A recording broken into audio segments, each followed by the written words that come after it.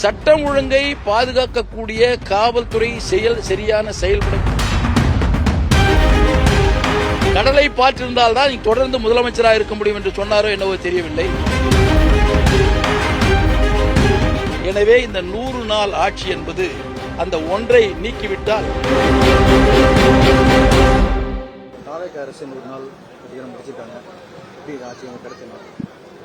தமிழக வெற்றிக் கழகத்தினுடைய ஆட்சி 100 நாட்கள் நிறைவு பெற்றிருக்கிறது. அந்த 100 நாட்களுடைய வெற்றி நிகழ்ச்சியை அனைத்து அச்சு ஊடகங்களிலும் வெளியிட்டிருந்தார்கள். மகிழ்ச்சிதான். ஆனால் அவர்கள் ஆட்சிக்கு வருவதற்கு முன்பாக பல்வேறு வாக்குறுதிகளை கொடுத்தார்கள். அந்த வாக்குறுதிகளை நம்பி ஒரு சதவீதமான, அதாவது ஒரு 10-15% வாக்குகள் நிச்சயமாக விழுந்திருக்கும். அப்படி அவர்கள் வெற்றி பெற்று ஆட்சி அமர்வதற்கு காரணம் அவர்கள் கொடுத்த வாக்குறுதி. அந்த வாக்குறுதியில் ஆட்சிக்கு வந்த 100 நாட்களில் நிறைவேற்றியிருக்கிறார்களா என்று சொன்னால் இல்லை. பக்கத்து மாநிலமான கர்நாடக மாநிலம் காங்கிரஸ் இயக்கம் வெற்றி அடைந்தவுடனேயே முதலமைச்சர் பொறுப்பை ஏற்ற முன்னாள் முதலமைச்சர் சித்தராமையா அவர்கள் அனைத்து பேருந்துகளிலும் இலவசமாக செல்லலாம் என்று வாக்குறுதி கொடுத்திருந்தார். வந்தவுடனேயே கையெழுத்திட்டு உடனடியாக அந்த வாக்குறுதியை நிறைவேற்றினார். அதேபோல இன்று முதலமைச்சராக இருக்கின்ற மாண்புமிகு திரு ஜோசப் விஜய் அவர்கள் குடும்ப பெண்களுக்கு உரிமை தொகையாக 2500 ரூபாய் கொடுக்கிறோம் என்று வாக்குறுதி கொடுத்தார். இந்த 100 நாட்களில் அவர் நிறைவேற்றவில்லை. படித்து பட்டதாரி மாணவர்கள் வேலை இல்லாதவர்களுக்கு மாதம் 4000 ரூபாய் கொடுக்கப்படும் என்று வாக்குறுதி கொடுத்தார். நிறைவேற்றப்படவில்லை.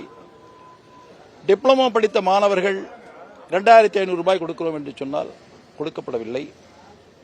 வந்தவுடனேயே ஒரு கையெழுத்திட்டார். மின் உபயோகிக்கின்றவர்களுக்கு இலவசமாக 200 யூனிட் மின்சாரம் வழங்கப்படும் என்று சொன்னால் அது ஒரு குளறுபடியாக இருந்து கொண்டிருக்கிறது. 500 யூனிட்டுக்கு மேல் சென்றால் புரட்சித் தலைவி அம்மா அவர்கள் அறிவித்த 100 யூனிட்டுக்கு மட்டும்தான் தள்ளுபடி செய்கிறார்கள். இப்படி பல்வேறு வாக்குறுதிகளை கொடுத்தார், நிறைவேற்றவில்லை. விவசாய பயிர்க்கடன் வாங்கிய விவசாயிகளுக்கு முழுமையான கடனை ரத்துபடி செய்யப்படும் என்று சொன்னார். ஆனால் இல்லை. சட்டமன்றத்திலேயே கூட 75,000 ரூபாய் இருந்தால்தான் அது முழு தள்ளுபடி, அதற்கு மேல் வந்தால் முழு தள்ளுபடி என்று இப்படி சொல்லுகிறார். ஆக இவர் அறிவித்த வாக்குறுதிகளுக்கும் இன்று அவர் ஆட்சிக்கு வந்த பின்பு செயல்படுகின்ற முறைக்கும் எந்த விதமான தொடர்பும் இல்லை.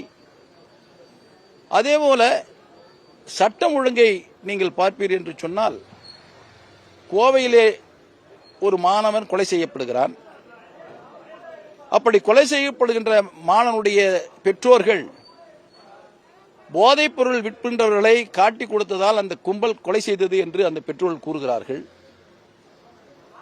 ஆனால் அந்த ஆட்சியிலேயே பங்கு பெற்றிருக்கின்ற ஒரு அமைச்சர் இது போதைப் பொருளால் கொலை செய்யப்படவில்லை, 2 கோஷ்டிகளுக்கு உள்ள முன்னுரிமத்தின் காரணமாக கொலை செய்யப்பட்டிருக்கிறது என்று சொல்கிறார். நாங்கள் கேட்பதெல்லாம், பெற்ற பெற்றோர்கள் தன் மகன் இறந்ததற்கு உரிய காரணத்தை இந்த போதைப் பொருள் பயன்படுத்துகின்றவர்கள்தான், விற்கின்றவர்கள்தான் என் மகனை கொலை செய்திருக்கிறார்கள் என்று சொல்லுகிறார்கள். அப்படி பெற்றோர்கள் சொல்லுகின்ற கருத்து உண்மையாக இருக்கின்ற பட்சத்தில் மாண்புமிகு அமைச்சர் சொன்ன கருத்து பார்ப்போம் என்று சொன்னால், அந்த போதைப் பொருள் விற்கின்றவர்களுக்கு இந்த அரசு பாதுகாப்பாக இருக்கிறது என்பதைத்தான் நாம் புரிந்து கொள்ள முடிகிறது.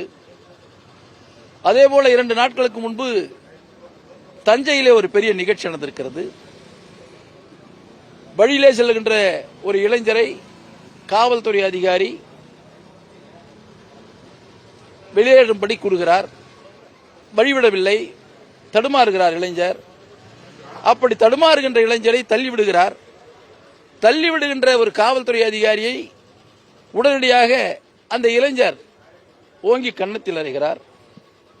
இது எதை காட்டுகிறது என்று சொன்னால், சட்டம் ஒழுங்கை பாதுகாக்கக்கூடிய காவல்துறை சரியான செயல்பட முடியாதை காட்டுகிறது.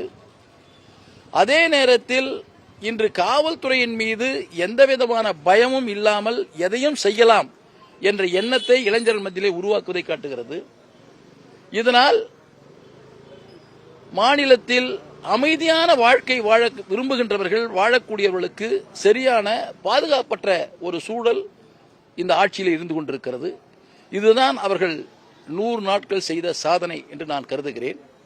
அதோடு மட்டுமல்ல, நீண்ட காலமாக ஒரு முதலமைச்சர் வெற்றி பெற்று ஆட்சிக்கு அமைகின்ற பொழுது தலைமைச் செயலகத்திலே நீண்ட காலமாக பல்வேறு மூத்த தலைவர்கள், இந்த மாநிலத்தை பல்வேறு வகையில் வளர்த்த தலைவர்கள் எல்லாம் அமர்ந்து ஆட்சி செய்த இடம் முதல்வர் அலுவலகம். இப்பொழுது இவர் திரு ஜோசப் அவர்கள், அது என்ன காரணம் என்று தெரியவில்லை, ஒருவேளை அவரோடு இருக்கின்ற அந்த பண்டிதர் ஜோசியர் இங்கு இருந்தால் சரி இருக்காது, கடலை பார்த்திருந்தால் தான் தொடர்ந்து முதலமைச்சராக இருக்க முடியும் என்று சொன்னாரோ என்னவோ தெரியவில்லை. ஆனால் கவிஞர் நாமக்கல் கவிஞர் மாளிகையிலே 10வது மாடியிலே அலுவலகம் அங்கே அமைத்துக் கொண்டிருக்கிறார்கள். ஏற்கனவே 10 மாடி இருக்கிற அந்த அலுவலகத்தில் சரியான நெரிசல் உள்ள இடம், எப்படி அங்கே போய் பார்ப்பார் என்று தெரியவில்லை. அனைத்திற்கும் மேலாக அந்த அலுவலகத்தை புதுப்பிப்பதற்கு நிதி ஒதுக்கி எந்தவித டெண்டரும் வைக்காமல் வேலை செய்து கொண்டிருக்கிறார்கள். 90 விழுக்காடுகள் வேலை முடிந்த பின்பு டெண்டர் வைத்திருக்கிறார்கள். ஆக இந்த ஆட்சி பழைய ஆட்சியை நல்ல ஆட்சியாக மாற்றுவதற்கு செய்யக்கூடிய செயல்பாடுகள் தான் இவர்கள் செய்து கொண்டிருக்கிறார்கள். எனவே இந்த 100 நாள் ஆட்சி என்பது மக்களுக்கு பயன்படக்கூடிய எந்த திட்டங்களும் இல்லை.